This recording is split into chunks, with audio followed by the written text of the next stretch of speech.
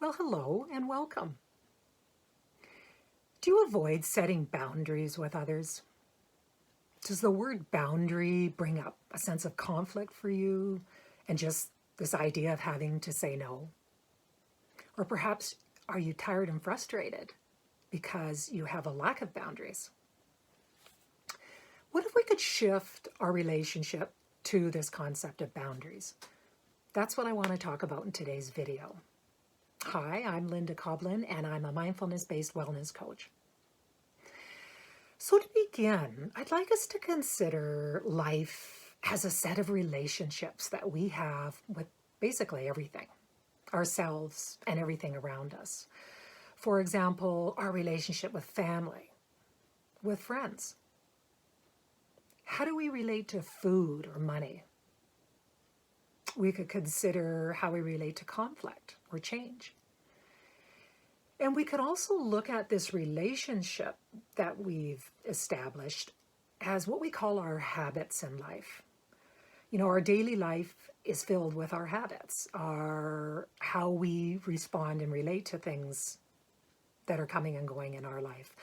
For example, are we somebody who avoids conflict? Do we push it away rather than deal with it as it is in front of us? And we could call these our boundaries, how we react in this way. Are we someone who jumps in to solve other people's problems rather than letting other people solve their own problems? Again, a sense of boundary in this situation. Even a concept of how we speak to ourselves internally. Do we allow ourselves to have negative self-talk? Or do we catch that in time and say, no, I'm not doing that? All boundaries related to our habits, related to how we relate to everything in our world. And I also want to suggest that until now, unless we have been paying a lot of attention to how we relate in our environment, that a lot of this is sort of on autopilot, this relationship or habits that we have. And what I mean by that, I guess we could look at an analogy of driving our car. You know, have you ever experienced that, driving your car to the store or to work, and you're halfway there and you suddenly realize that you haven't even been aware, your mind has been literally somewhere else? Well, it's that habit, that autopilot muscle that we've developed within that allowed us to drive all the way there, even though we weren't even thinking about it. And I would argue that a lot of our habits in life are very much like this. And the other part about autopilot habits is that a lot of them were developed without us even realizing it. You know, depending on how we grew up and what we saw in life and believed and took on, we already developed a sense of relationship, a sense of boundaries and habits with things that we really had no choice about. And I think it's these habits, these types of relationships that we decide aren't working for us, or maybe even causing us a lot of problems in life, that maybe you're now watching this video and I'm talking about it. Habits that we would really like to shift and change in our lives. And then I'd like to say that the most important relationship we have is that relationship with ourselves. You know, it's kind of nice being with ourselves when we're enjoying life a little bit more, when we're kind of sticking to the values that we have, or following through with the commitments that we set for ourselves. And these could be in the area of self-care. Are we communicating with others honestly and directly so that we can solve problems that we're having, or are we avoiding them? Are we taking care of our body? Getting enough sleep? And when we're doing okay, when we're working on these things, being with ourselves can be, a not so bad thing. But when we're off course, when we're kind of letting ourselves down, or, we're avoiding conflict and problems are building, being with ourselves can be a little bit more challenging. In a way, you could say that we suffer when we really don't look after things, when we don't have habits that support our well-being and habits that lead us towards who we want to be and to live the quality of life that we want to live. So all of this requires boundaries, boundaries towards ourselves and boundary towards other people. And when we wake up to this idea that we have a choice of the habits that we want in life with self and with others, this can be a really exciting thing. And this is what can really shift our idea of what a boundary is. A boundary can start to look a little bit more positive. And when we do wake up to this concept of creating boundaries that work for us, we're also making an important decision in life that we matter.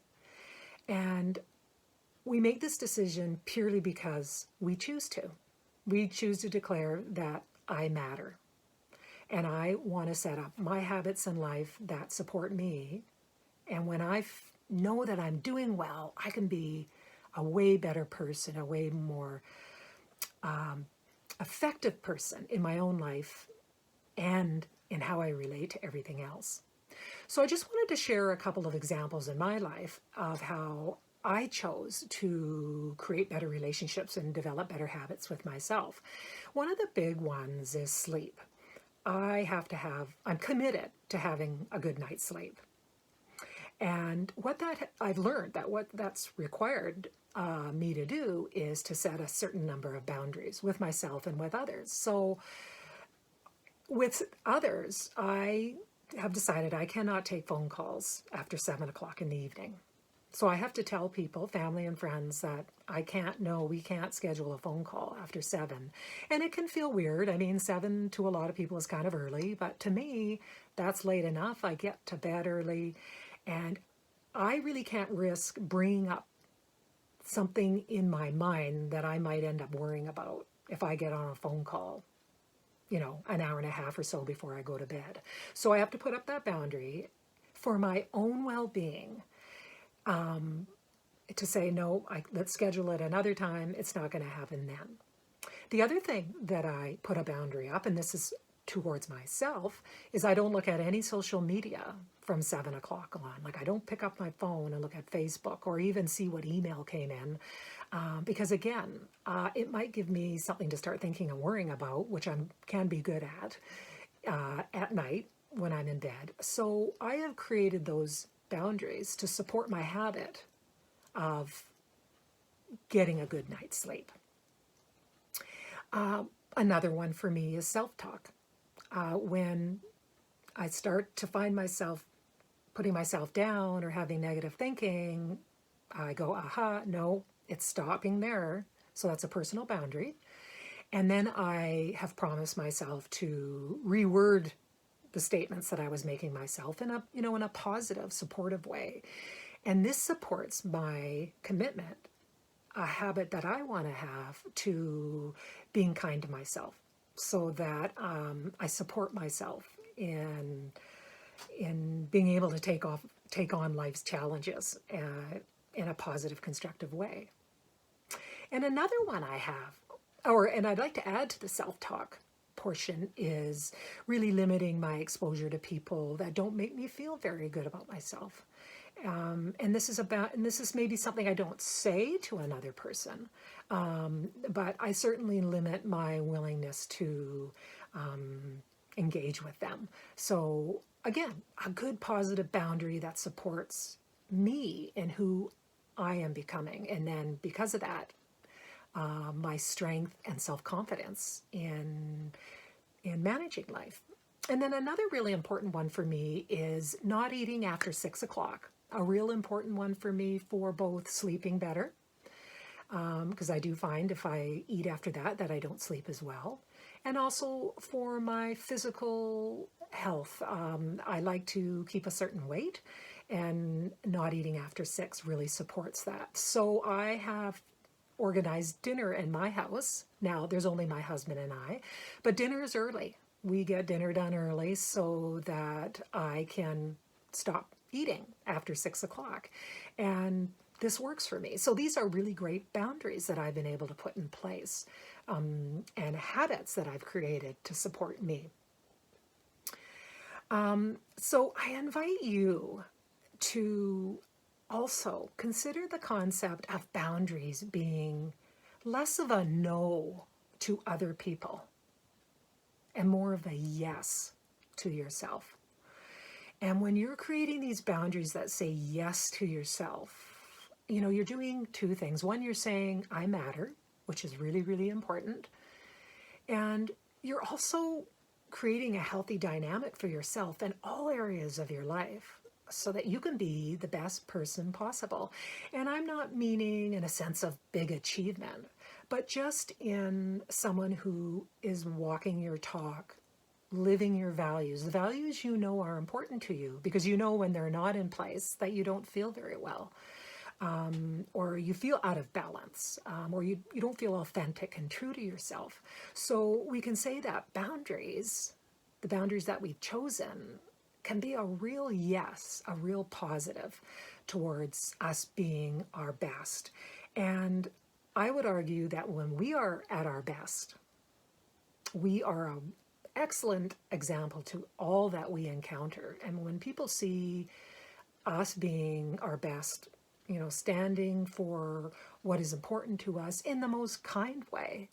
And this isn't to put anybody else down. This is to, when we show up as confident, as self-care, and this gives us room to care for others in a much healthier way.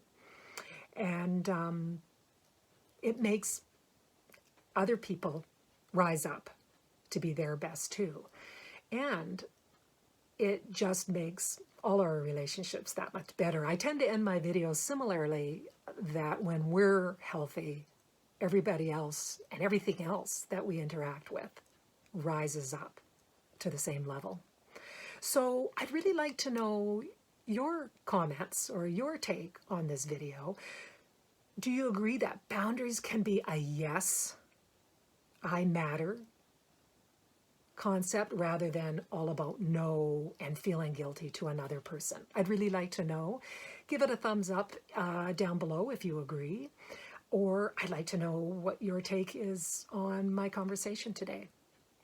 Now, if you'd like to learn more or have more of these kind of videos, I encourage you to like and subscribe.